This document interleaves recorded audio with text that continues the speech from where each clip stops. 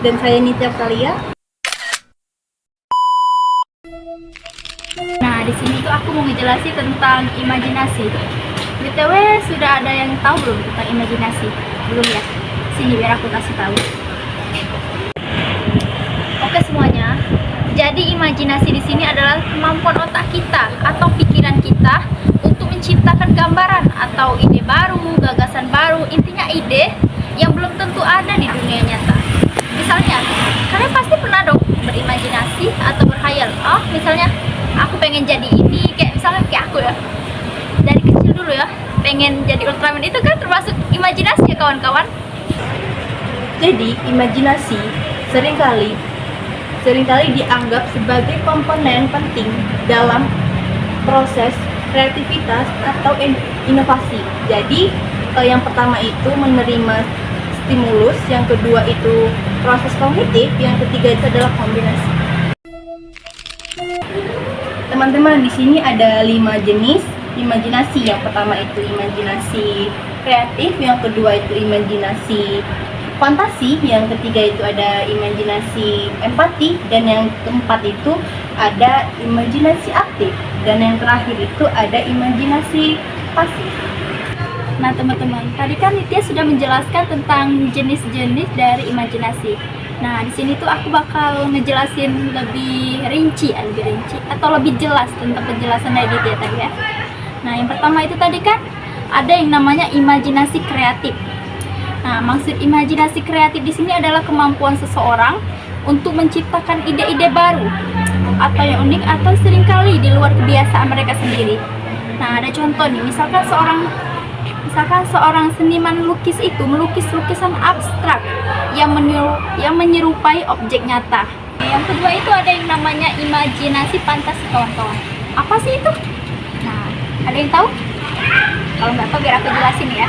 Nah, jadi imajinasi fantasi itu adalah kemampuan seseorang untuk menciptakan imajinasi yang berbeda dari kenyataan atau di luar dari kenyataan teman-teman, atau berdasarkan pikiran dia sendiri yang tidak nyata intinya.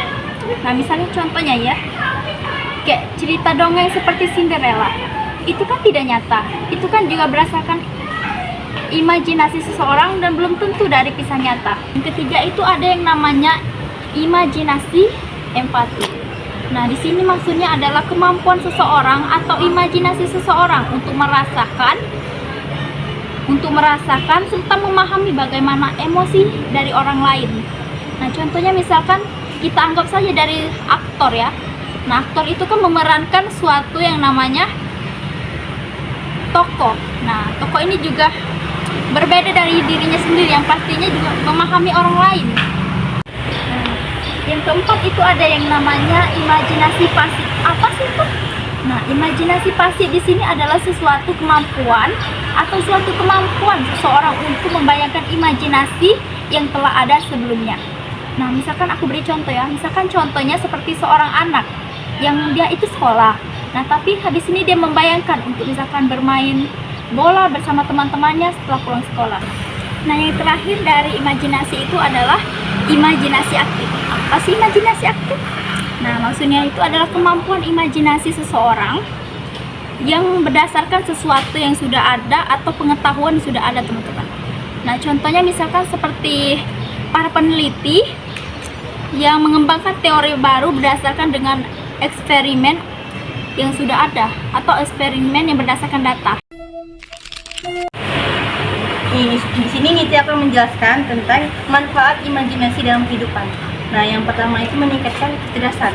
Jadi, imajinasi itu merupakan bagian kemampuan kognitif manusia. Nah, yang kedua itu meningkatkan daya kreativitas. Jadi, orang yang mampu berimajinasi dengan baik. Nah, yang ketiga itu dimanfaatkan untuk menghadapi operasi. Jadi, maksudnya itu imajinasi juga dimanfaatkan untuk menghadapi operasi. Nah, yang terakhir itu ada meningkatkan daya ingat. Jadi, imajinasi itu termasuk salah satu fungsi otak kanan manusia. Sekian dari penjelasan saya tentang imajinasi dalam kehidupan. Baik, mungkin itu saja yang bisa kami jelasin tentang imajinasi. Saya Putri Maharani. Dan saya Nitya Kalia. Terima kasih sudah menonton. Baik, kami undur diri.